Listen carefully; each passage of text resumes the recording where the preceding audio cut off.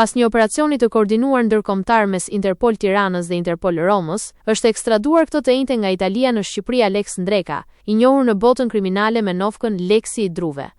Ai ishte në kërkim ndërkombëtar prej vitit 2023 në kuadër të operacionit Metamorfoza, ndërsa gjykata e posaçme kundër korrupsionit dhe krimit të organizuar i kishte caktuar në mungesë masën e sigurisë arrest në burg. Sipas policisë së shtetit, Ndreka akuzohet për veprën penale, sigurimi i kushteve dhe mjeteve materiale për të kryer vrasje, kryer në kuadër të grupit të strukturuar kriminal. Hetimet e strukturës së posaçme kanë dokumentuar se ai kishte siguruar informacione për vendodhjen e 3 shtetasve shqiptar dhe kishte organizuar bashkëpunëtorët e tij për ngritjen e një prite me qëllim eliminimin e tyre fizik në vitin 2017, ngjarje e përfshirë në dosjen e njohur si Revanshi. Alex Ndreka është një emër i njohur për autoritetet shqiptare jo vetëm për aktivitetin kriminal, por edhe për faktin se ka qenë disa herë objekt atentatesh të dështuara.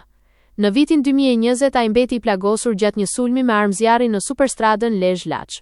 Edhe pse i qelluar, arriti të largohej nga vendngjarja dhe të paraqitej vetë në spitalin rajonal të Lezhës për ndihmë mjekësore. Autorët e atij atentati arritën të zhdukin gjurmët pasi dogjën automjetin e përdorur në fshatin Plan të Lezhës. Një tjetër atentat ndaj tij u regjistrua në mars të vitit 2023, kur persona të armatosur hapën zjarr në drejtim të tij, por ai shpëtoi pa u lënduar. Emri Ndrekës është përmendur edhe në hetime të tjera të lidhura me përplasje të grupeve kriminale, ndërsa ndaj tij dyshohet se ka pasur edhe tentativa të sofistikuara eliminimi, përfshirë një rast të dyshuar me përdorim droni. Me mbërritje në Shqipëri, Ndreka pritet të dalë para autoriteteve gjyqësore për t'u njohur me masën e sigurisë.